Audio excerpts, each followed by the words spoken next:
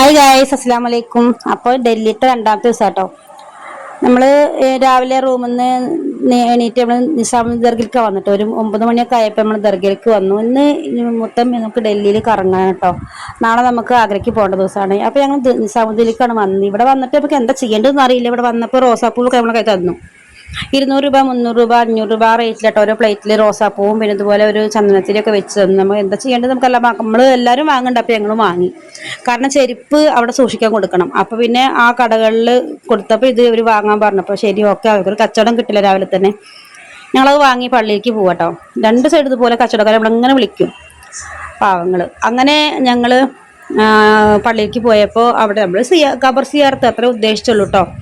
നമുക്ക് ഇവിടുത്തെ കാര്യങ്ങളൊന്നും നമുക്ക് അറിയില്ല. അങ്ങനെ ഇത് ഇവിടെ കൊടുന്നിട്ട് എവിടെ എന്താ ചെയ്യേണ്ടതെന്ന് അറിയട്ടെ ഞങ്ങൾ ഇങ്ങനെ നിൽക്കുകയാണ്. അപ്പോൾ ഞങ്ങൾ ആരെ വിളിച്ചിട്ട് ഞങ്ങൾ അതിൻ്റെ അകത്തേക്ക് പൊക്കോളാൻ പറഞ്ഞു. ഞങ്ങൾ അതിൻ്റെ അകത്തേക്ക് ഞങ്ങൾ പോയി. പെണ്ണുങ്ങൾക്ക് പ്രവേശനം ഇല്ലാത്തതുകൊണ്ട് തന്നെ ആണുങ്ങൾക്ക് മാത്രമേ കേട്ടോ അതിൻ്റെ ഉള്ളിൽ പ്രവേശനമുള്ളൂ. അപ്പോൾ റയ്യാൻ്റെ കയ്യിൽ കൊടുത്ത് റയ്യാൻ കൊടുത്തോന്ന് പറഞ്ഞാൽ കൊടുത്തവൻ അതിൻ്റെ അകത്തേക്ക് കൊണ്ടുപോയി കേട്ടോ, പള്ളിയുടെ ഉള്ളിലേക്ക്. ഞങ്ങളിങ്ങനെ പുറത്ത് കയറിന്നിട്ട് യാസീനൊക്കെ ഓതി ഇവിടെ കുറച്ചേരൊക്കെ ഇരുന്നു. നല്ല ഭംഗിയിട്ട് കാണാം നാലുപുറം. ഈ പള്ളിയുടെ കൊത്തുപണികളാണെങ്കിലും നല്ല രസമുണ്ട് നാലുപുറം. ഞാൻ അതൊക്കെ നോക്കുമായിരുന്നു കേട്ടോ. പിന്നെ ഇതുപോലെ 4-5 മലയാളികളവിടെ ഉണ്ടായിരുന്നു. അപ്പോൾ അവർ ഒരു കോട്ടയത്തുനിന്നാണ് വന്നില്ല. അപ്പോൾ അവർ പറയാം ഞങ്ങളോട് എന്താണ് ഇവിടെ വന്ന് ചെയ്യേണ്ടത്, ഇവിടെ എന്തൊക്കെയാണ്. അപ്പോൾ ഞങ്ങൾക്കും അറിയില്ല, ഞങ്ങളും അറിയാതെ നിൽക്കുകയാണെന്ന് ഞങ്ങൾ പറഞ്ഞു. അപ്പോൾ ഡൽഹിയിൽ വന്നതല്ല, അപ്പം നമുക്കിത് നിസാമുദ്ദീൻ നിങ്ങൾ കേട്ടിട്ടുണ്ട്, അപ്പോൾ അവിടെ ഒന്ന് കയറാമെന്ന് വെച്ചു. അങ്ങനെ സിയാർത്ത് ചെയ്യാൻ വന്നാണെന്ന് പറഞ്ഞു. അങ്ങനെ ഞങ്ങൾ പിന്നെ അവരിതുപോലെ റോസാപ്പൂവൊക്കെ വാങ്ങിയിട്ട് നിൽക്കണം, എന്താ ചെയ്യേണ്ടതെന്ന് അറിയട്ടെ. അപ്പം ഞാൻ ഓടി കഴിച്ചിലാവുണ്ട് അതിൻ്റെ ഉള്ളിൽ കേട്ടോ, എന്താണെന്ന് അറിയില്ല. അങ്ങനെ ഇവിടെ വന്ന് അതിൻ്റെ അകത്ത് പുറത്തു കൂടെ ഒക്കെ ഇങ്ങനെ നടന്ന് പിന്നെ നോക്കി കച്ചവടം കാര്യങ്ങളൊക്കെ ഉണ്ട് അവിടെ. നമ്മൾ അവിടുന്ന് ഷെയർ ഓട്ടോറിക്ഷ ഇട്ടിട്ടാണ് പോയത്. നമ്മളിനി പോണത് കുത്തപ്പിനാർ കാണാനാണ്. അപ്പോൾ കുത്തമ്പിനാർ കാണാൻ വേണ്ടിയിട്ട് നമ്മൾ മെട്രോക്കാണ് പോകേണ്ടത്. മെട്രോ സ്റ്റേഷൻ നോക്കിയിട്ട് അങ്ങനെ ഒരു ഷെയർ ഓട്ടോറിക്ഷ വന്നു. അതിൽ കുത്തി നിറച്ചിട്ടാണ് പോകണം കേട്ടോ, തിരക്കിയിട്ടാണ് പോകണത്. കാരണം അല്ലാണ്ട് ഊബർ വിളിച്ചിട്ട് കിട്ടണേ ഇല്ല. അങ്ങനെയാണ് അവിടെ കുത്തമ്പിനാർ മെട്രോ കയറി. മെട്രോ നിന്ന് കുത്തമ്പിനാറിൻ്റെ അവിടെ പോയി ഇറങ്ങി. 11 മണിയായി കേട്ടോ. വിശന്നിട്ട് രാവിലെ ഒന്നും കഴിച്ചിട്ടില്ല. അപ്പോൾ അവിടെ ഒരു ചെറിയൊരു കടയിൽ ഈ ബർഗർ സാൻഡ്വിച്ച് ഇതൊക്കെയാണ് കിട്ടാനുള്ളത്. അപ്പോൾ അവിടുന്ന് ഇതുപോലെ ചെറിയ സാൻഡ്വിച്ചൊക്കെ വാങ്ങിയിട്ട് ഞങ്ങളത് കഴിച്ച് ഞങ്ങൾ കുത്തപ്പിനാർ പോയിട്ടോ. അടിപൊളി. കാരണം ഞാനൊരു 10-17 വർഷം മുന്നേ ഇവിടെ വന്നിട്ടുണ്ട്. പക്ഷെ നമുക്ക് അത് ചെറിയൊരു ഓർമ്മ മാത്രമേ ഉള്ളൂ. അതൊരു ഗ്രൂപ്പിൻ്റെ കൂടെ വന്നതാണ്. എന്തായാലും ഇതിൽ രസമുണ്ട് കേട്ടോ. ഈ ഇതിൻ്റെ മുകളിൽ കൂടെ ഇങ്ങനെ 5 മിനിറ്റ് കൂടുമ്പോൾ ഇങ്ങനെ ഫ്ലൈറ്റ് പോയിക്കൊണ്ടേയിരിക്കും. രസമുണ്ട് കാണാൻ. അങ്ങനെ അവിടുന്ന് കുറച്ച് ഫോട്ടോസും വീഡിയോസൊക്കെ എടുക്കുക, അതാണ് ഞങ്ങളുടെ ലക്ഷ്യം കേട്ടോ. എൻ്റെ ലക്ഷ്യം റീൽസ് എടുക്കുക, ഇതൊക്കെയാണ്. അങ്ങനെ ഇതിൻ്റെ അകത്തേക്ക് പോയിട്ടുണ്ടെങ്കിൽ കുറേ തൂണുകൾ കാര്യങ്ങളൊക്കെ ഉണ്ട്. അവിടെ പോയി അവിടുന്ന് ഇതുപോലെ കുറേ ഫോട്ടോസ്, എന്തായാലും വേഗത്തിൽ അതിൻ്റെ അകത്ത് കൂടെ ഒക്കെ ഒന്ന് പോയി വരാമെന്ന് വെച്ചാൽ. നല്ല വെയിലുണ്ട് കേട്ടോ. നമ്മൾ പോയ സമയം 11 മണി 12 മണി ഏകദേശം ആ ഒരു ടൈം ആയിരുന്നു കേട്ടോ.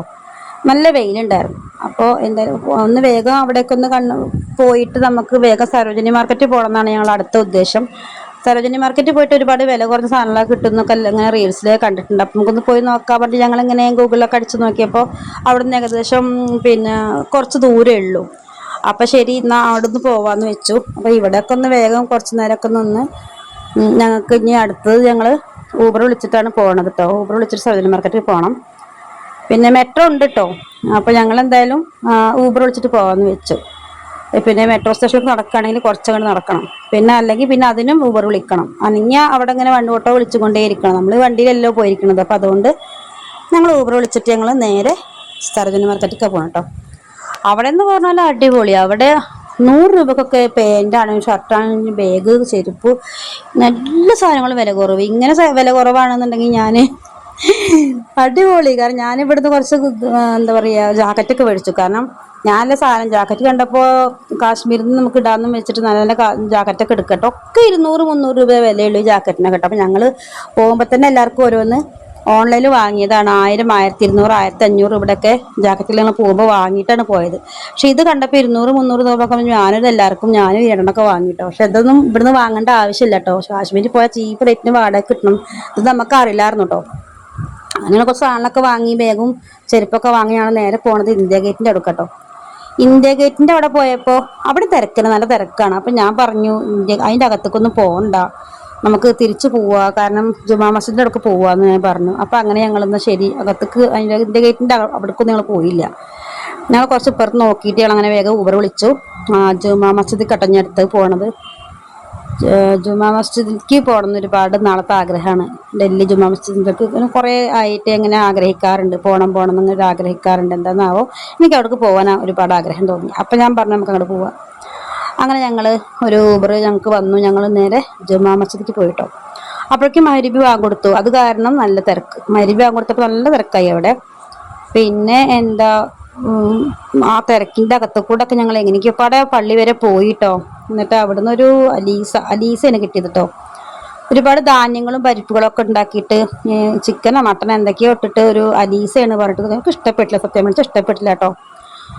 എന്നിട്ട് ഞങ്ങൾ എന്ത് ചെയ്തു, അവിടുന്ന് വേഗം വന്ന് ഞങ്ങൾ വേറൊരു കടയിൽ കയറി. ഒരു തട്ടുകട പോലെ ധാബ അങ്ങനെ കയറിയിട്ട് ഞങ്ങൾ ഈ നാണ് മേടിച്ചു. നാണ് പിന്നെ ചിക്കൻ കറി, പനീർ കറി അങ്ങനെ കിട്ടും.